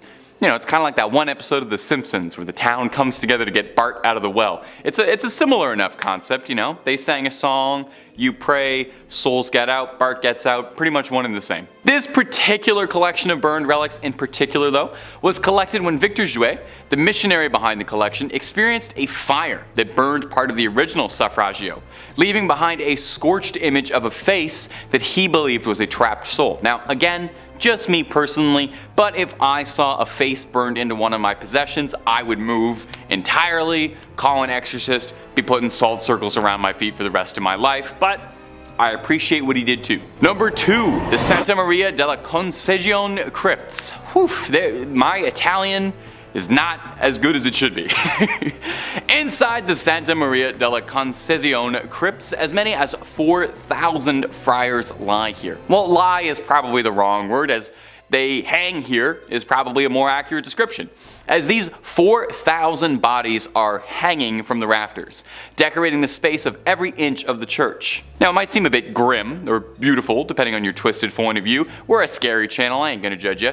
There's a certain chic to it, but I wouldn't be surprised if they have to spend a few hundred a month on keeping air fresheners and incense just running all the time there. Now, you might reasonably be wondering, hey, why do they hang bones from the wall like they're throwing a Halloween party and no one went to the store to get actual decorations and they had to make do with what they had? Well, they're not just festive. The practice dates back from the 16th century when the Capuchin friars, not named after the monkey but because of the hoods they wore, left the friary of St. Bonaventure to come live at Santa Maria della Concezione. They were ordered by the Pope's brother at the time to bring the remains of deceased friars with them to their new home so that all the Capuchins could lie together. With a huge amount of bodies on their hands, the brothers decided to get a little fun with it and decorate the walls of the crypts with their bones as a way of reminding them that death comes for all of them. Surely there's a slightly easier way to remind you of the ever-present mortality that hangs over us than literally hanging a bunch of pelvises to the buttresses, but what do I know? A plaque in the crypt reads, "What you are now, we once were. What we are now, you shall be." Which is grim. No way around it. The crypt contains a little bit of everything inside you. Crypt of skulls, lovely load of leg bones, and the star of the show is definitely the crypt of pelvises. Oh, make sure you get a photo in there. Make sure you grab a fridge magnet from the Pelvis Room gift shop. And number 1, St. John the Baptist's many heads. They say 2 heads are better than 1, which might be proof of what a great man St. John the Baptist is, because no one can seem to agree how many heads the guy actually had. The saint's head was supposedly brought back from Constantinople in 1206 by the crusader Wallen de Satan, but it seems this happened more than a few times, since 3 different shrines across the globe all claim to have the original head of St. John the Baptist, and no one's able to clear this up anytime soon. St. John was a forerunner of Jesus Christ, and the New Testament says that John was beheaded by Herod around 28 CE as a punishment for criticizing his recent divorce. Yeesh. Paintings of the beheading depicted on a silver platter, which is a nice way to get a severed head, I think. I don't know if I ever want a head delivered to me, but if I had to, I would want it on a silver platter. According to the legend, there really was a silver platter his head was delivered on that made its way to Constantinople or Istanbul, but was sold by the Crusaders in order to pay for his travels back. John's head was on display in the Amiens Cathedral up until the French Revolution, where they confiscated all church treasures, and it would eventually return home in 1816, then going all the way back to Rome from Greek monks who brought it to a shrine decorated with beautiful stained glass, one panel depicting the head on a silver platter. You think you wouldn't want to remember that. Well, here's where the trouble comes in. A German museum in Munich also takes great pride in having St. John's head. The Munich Residence Museum contains a bunch of other holy relics, but their most prized is the alleged St. John's head, although no one really knows how it got there. This skull is wrapped in cloth and heavily interred with gems. Now, 2 would be impressive, but St. John's got a crowd worth of heads because he's got 3. His last head can be found in Damascus, Syria in the Umayyad Mosque, one of the oldest and largest mosques in the world. This relic, also not exposed, wrapped in a cloth, and is currently located in a shrine dedicated to the saint. So will the real John the Baptist please stand up? Or do all 3 of these heads actually really belong to him, and he had to be beheaded 3 times for it to take? You know what, don't answer that. I'm not sure if that's something I really want to know. Number 5, Oliver Plunkett's head. Now, in the other 2 videos, we talked about the head of St. Catherine of Siena, and we also talked about St. John the Baptist and how many heads he may or may not have had scattered across the world, and I'm not one to break tradition, so I thought for part 3 I would include a 3rd holy saintly severed head, this time belonging to Oliver Plunkett. A notable difference between the 2 other severed heads is that this one is probably the most disgusting one we've included on these lists. I know these are all holy relics, but let me just say, Out of context, this is absolutely horrifying and looks like it's straight out of a grindhouse horror movie that you'd find in a dirty basket somewhere. Oliver Plunkett, before becoming a head, was an Irish Catholic archbishop who was a victim of the Popish plot. Now, if you're not up to date on your Catholicism, that's a whole other video worth of explaining. I don't know much about the Popish plot. I'm not the guy to do that for you. But the short version is that it was a conspiracy falsely alleging that there was a plot against the Protestant king Charles II. Oliver Plunkett happened to end up on the receiving end of something really bad.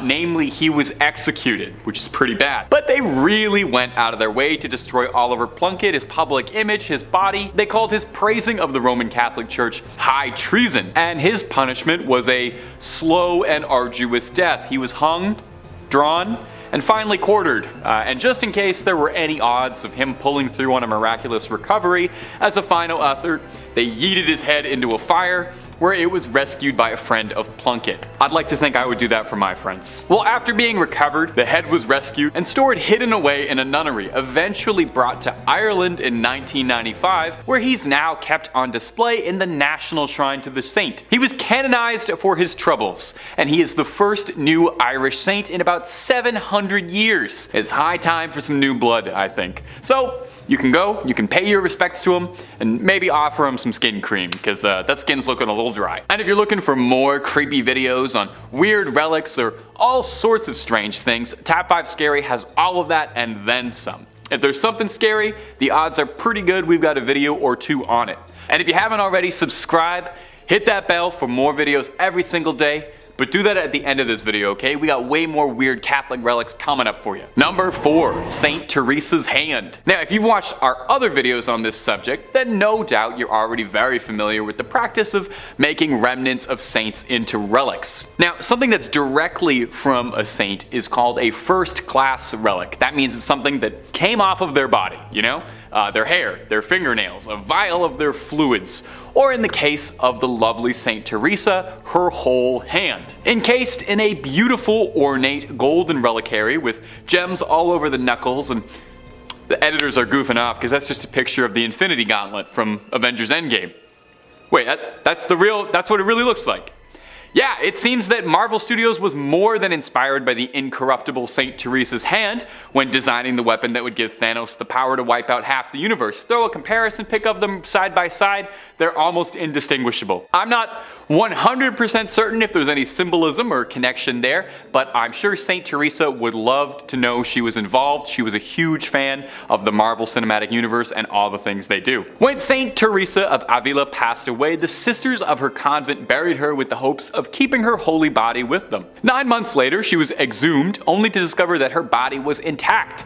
She hadn't decayed at all. That's why they thought she was incorruptible. Now, I'm not sure I totally follow the logic here, but after they discovered her body was incorruptible, they took her hand off and put it into this golden Infinity Gauntlet thing, as a way of inviting people to get closer to God through the saint's body. Now, this might not seem appealing to you, but there's a surprising demand for this relic. Near the end of the Spanish Civil War, General Francisco Franco had the hand removed from the convent and allegedly kept it close by, and if some of the wilder rumors are true, he would keep it by his pillow for good luck.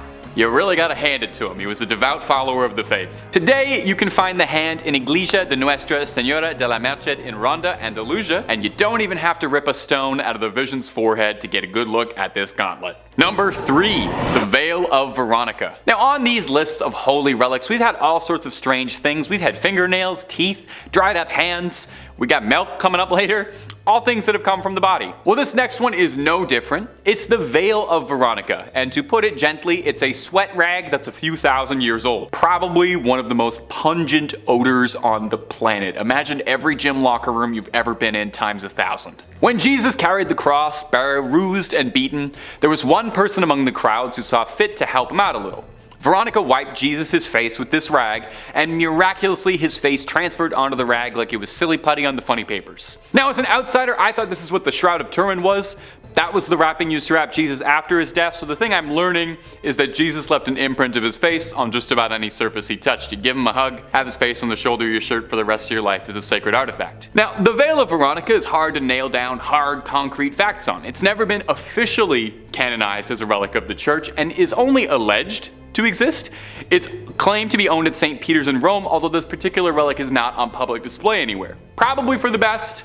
Honestly, don't know if I want to see a 2,000-year-old sweat stain. The ones underneath my shirts are bad enough. Now, it might sound like I'm being disparaging, referring to this relic multiple times as a sweat rag or a sweat stain, but I would like to offer this. The Latin name for the veil is sudarium. Sudarium literally translates to sweat cloth, so even the official churchly terminology for this relic acknowledges that it's just a stinky rag that has some sweat on it, but a holy stinky rag that has some sweat on it. Number 2, Mother Mary's milk. We're gonna do our best to get through this, I promise. Mother's Milk might be my favorite Red Hot Chili Peppers album, it's my favorite character on The Boys, and it might just be one of the oddest relics on a series of odd relics that's all the way to part 3. Took a lot of restraint to not put this in the first 2, but we're on part 3, so here it is now. As incredibly odd as it may sound, the Virgin Mary's milk is considered a relic of the Catholic Church. I hope they've been keeping that in the fridge, lest it spoils. Does holy milk spoil? Is everything I've said in this video profoundly heretical? There is a church called the Church of Milk Grotto, built outside Bethlehem. The history goes that the Madonna and Child had taken refuge in this cave,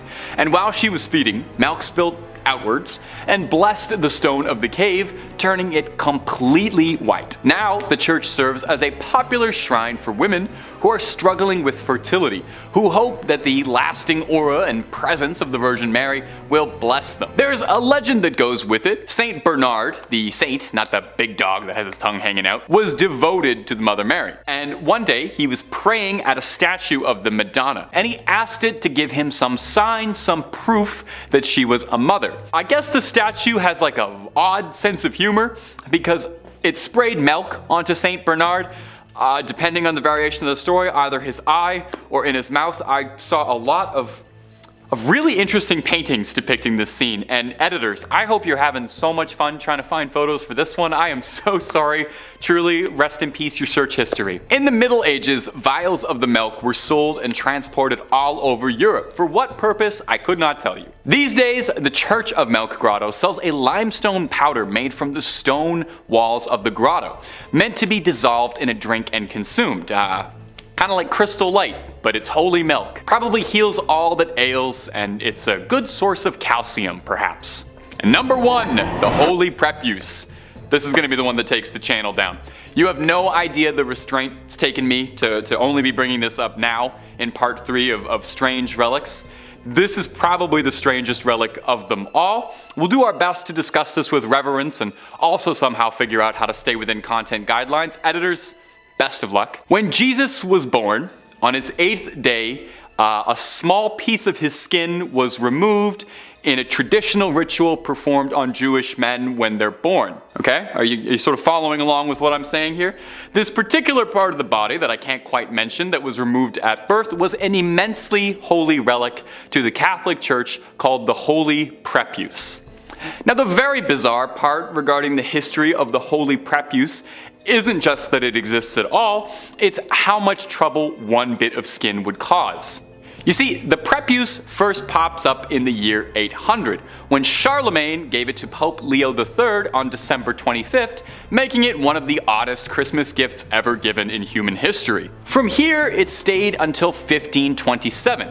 Now, when Rome was sacked, a German soldier stole the prepuce and tried to keep it for himself until it was eventually recovered again and became the centerpiece of the village of Calcutta, where it was seen as the most exciting thing to happen in a while. It was like a celebrity showed up to the village. It was this great, big, important deal. They had a part of the body of the Savior. All manner of miracles are reported to have been the result of the Holy Prepuce. However, several other churches, villages, priests all claimed that they had the true Holy Prepuce, and any other ones you might have heard of out there were false. This problem became rampant, and in the early 1900s, the church wanted to wash their hands of the Holy Prepuce entirely and outright forbade any discussion of it in church matters. It was actually an excommunicable offense to so much as bring up the prepuce. meaning this video is pure heresy.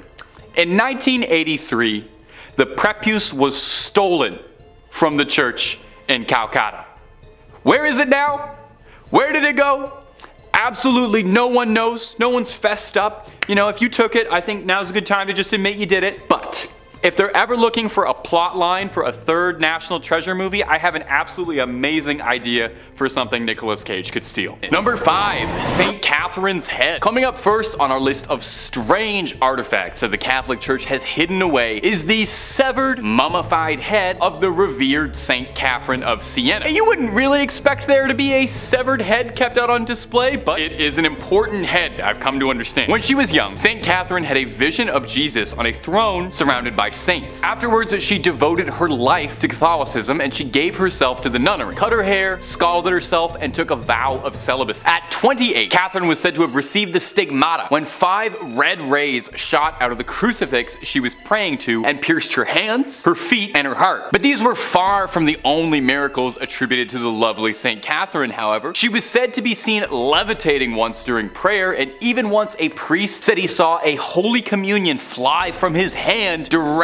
into her mouth. Now, I will be honest, that does make her sound a bit like a saintly golden retriever, but okay. Catherine would pass at the young age of 33 and would be canonized a century later. If you don't know, that's a fancy word for being made into a saint post-mortem. While she passed in Rome, there was some disagreement as to where the young saint should be laid to rest eternally. Her hometown of Siena quite wanted her body back. Her spiritual leader, Raymond of Capua, knew he wouldn't really be able to smuggle her entire body past guards in Rome, so he elected to just take her head in a bag, which normally would be terrifying behavior, but it's good here. The story goes that when the guards intercepted Raymond, he prayed to Catherine, and when they looked inside his sack, they found naught but a collection of rose petals and not a severed head. Her final miracle. Now, the head was placed in a reliquary. That's a difficult word to say, especially on a teleprompter. The head was placed in a reliquary where it still remains today, and you can go and pray to it, and I promise it's not gonna blink or anything at you, even though it looks like it just might. And if you're looking for way more stories of creepy relics locked away, haunted object, cursed things, cryptids, conspiracies, aliens, the whole scary 9 yards, Top 5 Scary has all of that and then some. So hit that little bell, hit subscribe, and make sure you do not miss a single thing. Do it after this video, okay? We got way more creepy things locked away coming up for you right now. Number 4, the Grand Grimoire. Our next entry has been formally referred to as the Gospel of Satan, and is said to be a cursed book whose knowledge had to be sealed away to protect humanity. So this might be the most deadly book ever published after Hop on Pop. The Grand Grimoire, who is said to have been penned by a priest in the 16th century, who was possessed by a litany of demons who compelled the man to put their knowledge to paper. Acting as a scribe for these demons, the man wrote everything they knew about dark incantations, spells, instructions on how to cast rituals, ways to bind a demon to you to make it your little minion and do your bidding. Wait, a demon gave instructions on how it wants to be bound to a human to serve humans? Freaky little demon. That's not all too. There is a step-by-step recipe for a little necromancy if you're down to dabble in some dark arts and make some bones dance to your rhythm. The book really covers all the fun stuff you have been told not to do. It's not just brimstone and hellfire neither. There's rituals to help manipulate luck, how to conduct a seance, and I actually think this is adorable. There's even ways to make people love you in there. But dating tip from old Tay,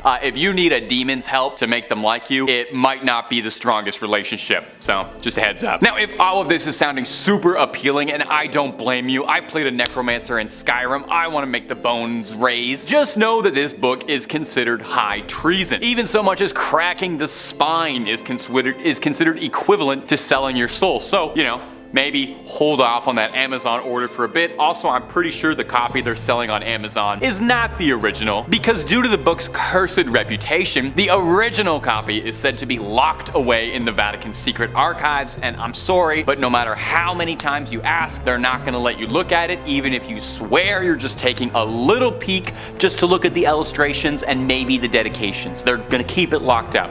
I know. Number 3, Hyacinth of Caesarea. Our next entry is the bones of Hyacinth of Caesarea, another Catholic mummy. I'm starting to think there's more Catholic mummies than there were Egyptian ones. Incredibly ornate and gorgeous, the bones of Hyacinth look like something out of one of the Indiana Jones sequels, rather than like a real thing you can go and see, but I promise you they are totally extant. On the grounds of the Furstenfeld Abbey reside the relics of two saints. Now, these aren't just like a toenail or a tongue, and more on that later, but these are full-on science class skeletons dressed to the nine in gold and jewels, encrusted in more diamonds and rubies than you could imagine. They are probably worth more than your and my apartments combined.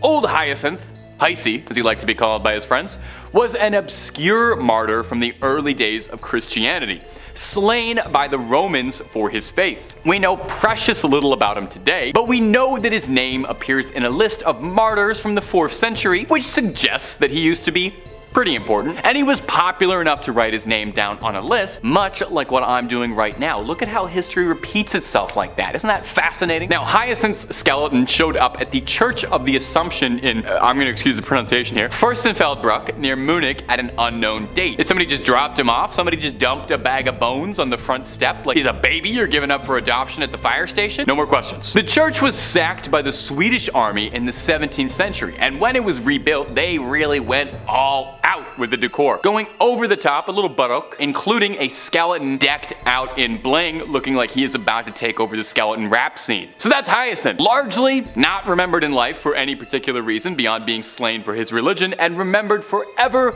as a ludicrously swagged out skeleton. We can all only hope for similar legacies as dear sweet Hyacinth. Number 2, the tongue of Saint Padilla. Did you know your tongue is made up of 8 muscles? Maybe you didn't.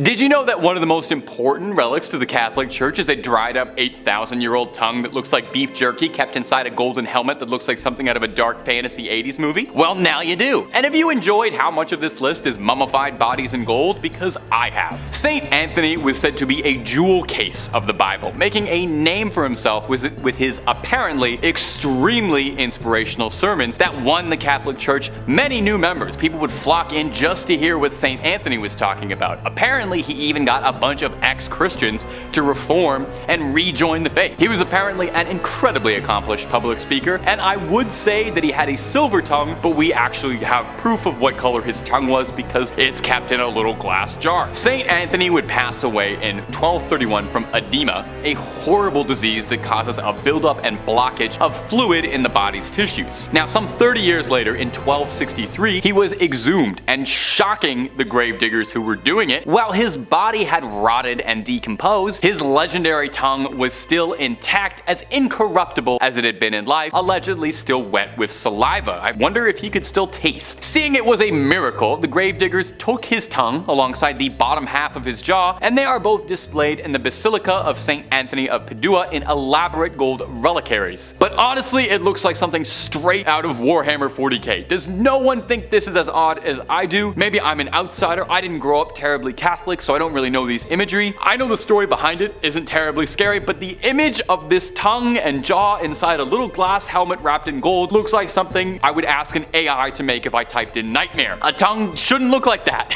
And I feel like a jaw shouldn't look like that either. Am I alone in this? Am I weird for thinking this is weird? You let me know down below in the comments if maybe I just lack context on all of this. And number 1, Camillus de Lellis' heart. Camillus de Lellis was a man with a big heart full of love, never ending in generosity. We know just how big his heart is because it is kept in a glass jar and it is salted to preserve its legacy. Whoa. Camillus started out pretty humble, born in 16th century Naples. He would later become a soldier until a brutal gambling problem would end up overtaking his life, leaving him in rags driving a donkey cart, but he knew that a far better life was out there. Eventually, he was urged by a friar to explore the lighter side of his soul, and eventually someone was able to pierce his heart both figuratively and later literally, and persuaded him into seeking divine retribution. Camillus would devote his life to providing for the ailing, but tragically, and perhaps unsurprisingly if you spent all your time around sick people before modern medicine, a lifetime of caring for the sick led to him also becoming gravely ill,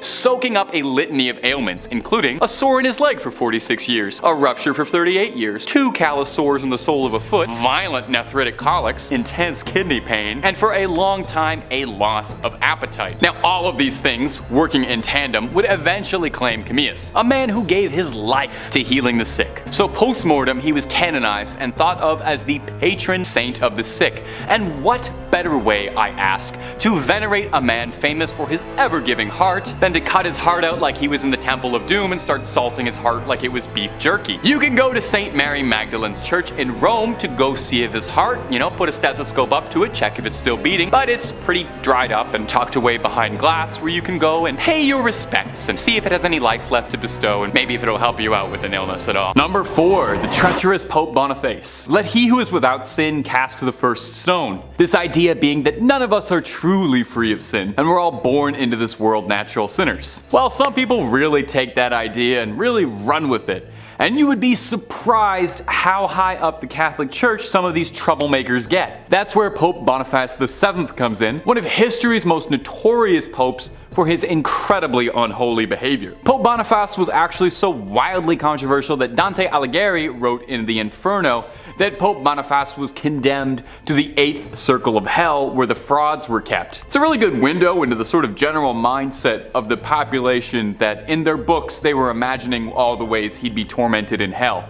And as a quick aside, for the comment section, Dante's Inferno, is that history's first fan fiction? There's a very serious argument to be made that it is. Anyway, Boniface saw the destruction of Palestrina, a city that had already peacefully surrendered and submitted, but that wasn't good enough for the church. Palestrina had already been burned to the ground, and goofy old Pope Boniface ordered that they plow it down to the dirt and soil to ensure that absolutely nothing of the city remained standing, a real salt of the earth approach. He was definitely a guy who loved his neighbors. He really loved his neighbors, in the sense that the vow of celibacy that men of the cloth have to swear to, Boniface didn't really, believe in at all. He was alleged to engage in all kinds of parties with all manner of bedroom companions, having once stated that he felt intercourse with younger people was as natural as hands rubbing together. A really, really great guy all together, and he also loved building statues of himself all the time, so he was very prideful, which that's the worst sin of them all, really. Number 3, Galileo. Science and religion do have a place alongside one another in the world, I think. Now, science and religion have had a complicated history, they've never quite seen eye to eye, kind of always furrowing their brows and glaring at each other through the hallways, but one could never truly disprove wholly the existence of God through science, and I think science can illuminate and shine new light on ways to glorify religion, right? Maybe? Well, not particularly. As one could imagine, there's a great deal of difficulty the church has with science. In 1633, Galileo Galilei, the renowned astronomer, made himself an enemy of the Catholic Church and God for having the unbelievable, blasphemous, heretical viewpoint that the Earth orbits the Sun and not the other way around. Now, Galileo didn't quite have it all the way, since he did posit that the Sun is the center of the universe, and he wasn't super right about that, but hey, give the guy a little credit. He was doing all this before the TI-84, okay? He was just looking up in the sky making all these guesses. Pretty smart guy. Was doing better than most astronomers out there. Now, for this most heinous, disgusting, unbelievably sinful crime, Galileo was arrested and put on trial, where 10 cardinals sat before him passing judgment and trying to decide how best to punish this disgusting heretic, floating some fun ideas like imprisonment for life, torment, being burned at the stake. Again, this is all because Galileo suggested how the planets work, and he was mostly right about this, which is important to hammer home. Eventually, Galileo renounced his beliefs, saying he was wrong and he was getting up there in age and didn't want to spend the rest of his life suffering. So in an act of true humble forgiveness, the church instead decreed that instead of being burned or anything, Galileo be condemned to spend the rest of his days in his home, which he did until his passing.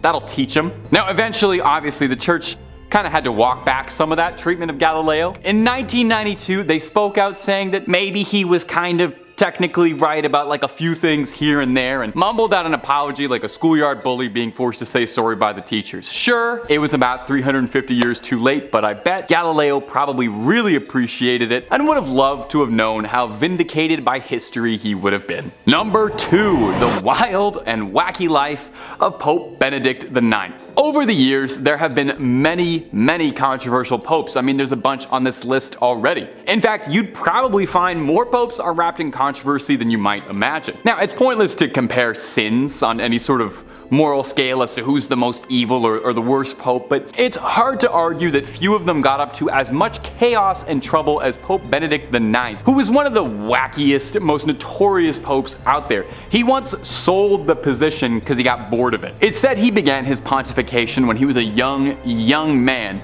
because his wealthy family just wanted it, and that was like a thing you could do back then. If you had enough money, you could just bribe the church and ask that your son become pope. Benedict loved the lifestyle and behaved the way Joffrey Baratheon would, you know, kind of really letting the power get to his head almost immediately. He would spend his money on women of the night, hosting lecherous, wild, erotic parties, which allegedly would have all manner of man, woman, and if the stories are to be believed, animals as well. It was not long before there were conspiracies being drawn up to assassinate the Pope, if you can believe that. Even just saying that feels weird, but they wanted to assassinate the Pope. Probably in a case of divine intervention or fate, on a feast day, his enemies snuck into St. Peter's Basilica carrying rope, ready to tangle up the Pope. But a solar eclipse scared the assassins so badly they called the whole thing off, and to be honest, I totally get it. If I was planning on disposing the Pope and the sun got blocked out, I'd assume God was furious at me. Failed coups notwithstanding, Pope Benedict's reputation did not improve much. He was attacked by an angry mob in 1045, and he was forced to flee and would be replaced by another pope, one Sylvester III. 2 months later, however, Benedict would return to take the title back. But 2 months later, he decided that he didn't really enjoy being pope anymore. It wasn't as fun, what with all the constant bombardment of hate and failed attempts on his life. So he sold it to his godfather for what amounted to nearly $30 million. Imagine buying the Pope. Imagine buying being the voice of God. Anyway, if you can believe it, like Emperor Palpatine, somehow Pope Benedict returned a third time. King Henry III of Germany had arrested Pope Sylvester III for being a false pope, and the godfather that he had sold the throne to had given up the papacy, admitting that it was shameful and heretical for him to have ever done so in the first place. So Henry appointed a new German pope while Benedict was in hiding, and that pope mysteriously passed away 8 months later from a poisoning, which many historians suspect Benedict had his little fingers in. So Benedict came back for a third time to be the Pope, only this time no one was putting up with him. They'd been through this 2 more times, they weren't doing it again. Henry III sent troops to drag him out of the basilica. He spent his dying years in a monastery and is now remembered in history as one of the worst popes ever. And number 1, the Pazzi conspiracy. If you've garnered anything from this video that I've been telling you, I sincerely hope it's that the Pope doesn't always follow the rules. Sure, the guy interprets the will of God, you know, he's got a direct line to talking to him, but that doesn't mean he follows every single one of his rules. Now, we've already discussed some of the wildest sins that popes have been caught up in, but let's top it all off with a full-blown assassination conspiracy revolving around the Pope ordering a hitman. No, really. In the 1470s, Pope Sixtus IV hatched a scheme to rid Florence of the Medicis, the most influential family in the country at the time, rivaling the church. The Medicis had served as the bankers for the papacy for generations, and as such were loaded. Pope Sixtus kickstarted this conflict when he changed the Medicis over as the bankers to the Pazzi family, who were more loyal to him. The Medicis didn't want to pay to help the Pope claim the town of Imola, which the Medicis themselves wanted to lord over. So with these in the way, the Pope thought that something had to be done about these meddling Medicis. So Sixtus contracted 2 assassins to carry out the plot against Lorenzo and Giuliano de' Medici during Easter Mass on Sunday, which just feels unbelievably disrespectful if you're the Pope, you know? You can't talk in church, but you can orchestrate a political assassination. That's fine to do on Sunday, on Easter Sunday? Now, if you're sitting here listening to this and you're kind of scratching your head because you feel like all of this sounds a bit familiar, imagine you have a white hood on and you're jumping into a bale of hay, because this was a driving plotline in Assassin's Creed 2, where protagonist Ezio ends up helping out Lorenzo Medici a great deal. Yeah, no, the games were really inspired by true history, you know, save for a few extendo blades and boss fights against the Pope, but a lot of that stuff really did happen. History is just as weird as the video games make it out to be. Now, if you remember from Assassin's Creed 2, Giuliano was fatally slain, but Lorenzo survived and rallied support of Florence in a war against the church. Lorenzo picked off conspirators and then sailed to Naples to meet King Ferdinand to discuss a peaceful solution to the bubbling war. There's a reason they called him Il Magnifico. This guy was great at strategy. In the end, the plot failed drastically because all it really basically did was cement people's support to Lorenzo Medici. People loved the fact that he survived an assassination. They made a medal commemorating this for him, and it brought shame to Pope Sixtus, and it inspired one of the best games Ubisoft ever put out. Number 5, Hans Schmidt. I think all of us, we want to be remembered for something amazing someday, right? That's only human. For walking on the moon, for writing the great American novel. Me? I want to be remembered for being a slightly above average YouTube host for spooky internet comment. Well, Hans Schmidt, a German priest, he's certainly remembered and found himself a legacy when he became the only Roman Catholic priest in American history to face the death sentence. They probably didn't put that on his tombstone or anything though. They say that you can see the signs of darkness from a very early age. Schmidt had wanted to be a priest since an early age, funny enough, but he was also routinely caught killing animals and drinking the fluids that were inside, and would apparently spend most of his youth at the slaughterhouse. And also his Wikipedia page mentions that he had a collection of severed geese heads that he'd put in his pockets. So yeah, maybe there were some warning signs and red flags here that people really were not paying attention to. By age 25, Hans Schmidt was ordained to be a priest and served over Mass for 4 years in Germany before relocating to Louisiana. Schmidt got himself involved in some wild crimes, doing some unspeakable things that the church covered up for him. Wasn't that nice of them? And they once again found him on the move, and he was sent to Manhattan at St. Boniface Church. Here, Schmidt would meet with the love of his life, Anna Muller. He became immediately obsessed with her, claiming that it was God's will he fall in love with her. Oh my god, ladies, don't you just hate it when a guy pulls the old, oh, it's God's will, it's God's will. Oh, all the time, eh? He began an affair with her, and he held a secret wedding, vowing to leave the cloth with her. When Muller became pregnant, Schmidt knew he would be outed for disobeying the oath of priesthood. So, being a reasonable thinking man of God, Schmidt's solution was to slit her throat and remove her limbs and throw it in the Hudson River, and then went to Mass the next day. Oh, no, that's actually not very priest-like at all. Schmidt was tried, convicted, and executed in Sing Sing prison, where, like I mentioned earlier, he remains the only American priest that's ever happened to. Although from what I've learned about the guy, I don't think anyone would complain too much that happened. I don't know if this was a huge loss.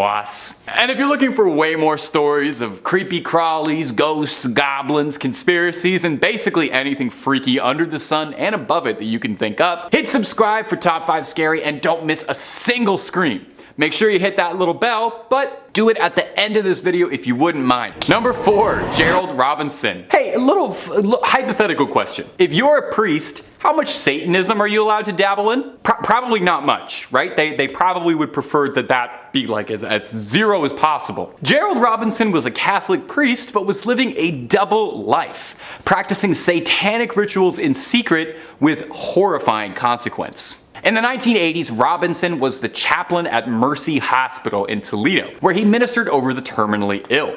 The caretaker of the chapel there was a nun named Sister Margaret Ann Powell, a kindly old woman. Shockingly and horrifyingly, Paul was killed after being stabbed 31 times, with 9 times in a deliberate shape of an inverted cross, and a smear across her forehead symbolizing a mockery of last rites. Police suspected someone was trying to humiliate Paul in death. Father Robinson was questioned, but not charged. A clergyman took Father Robinson out of his questioning, and the case would freeze for nearly 30 years. Reports on the case would disappear, and police believed there was a conspiracy of a cover-up. It wasn't until late in 2003 when police received a letter from a woman using the name Survivor Doe, claiming that she had suffered under the hands of Father Robinson, who had been assaulting women and practicing satanic rituals up to and including human sacrifice. With these new, lofty allegations, authorities reopened the case, and upon searching Robinson's apartment,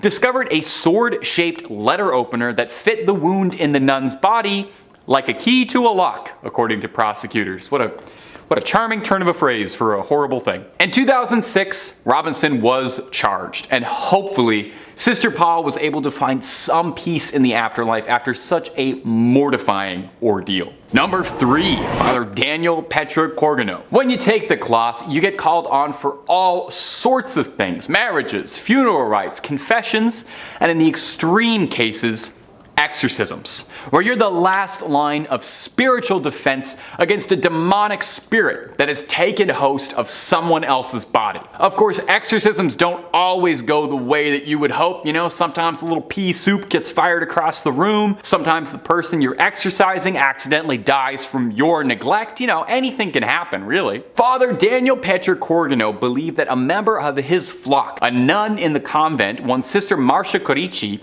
became the unwilling host to a demon that had moved in and paid first and last for rent inside her soul. Now, she was experiencing classical symptoms of schizophrenia, but Corgano believed it to be demonic possession. Sister Corici was bound at her ankles and wrists and given holy water to drink, which she threw up. I don't really blame her. I bet it probably tastes weird. Rather brutally, after this, Sister Corici was bound to a cross and was gagged with a wet cloth soaked in holy water, which we already know she doesn't like the taste of. From here, she was cruelly subjected to a round-the-clock exercising over the course of 3 days. I cannot even imagine how mentally and physically taxing that was. Now, she wasn't fed during this time, nor were any of her medical needs tended to. And I don't know how much you know about like medical stuff or the human body, but you need food to live. Sister Corici would unsurprisingly pass away from complications suffered during the exorcism, leaving this earth a free soul, if for nothing else. Now, Father Corgano would undergo investigation for his involvement in Cornici's death. He insisted that he was simply following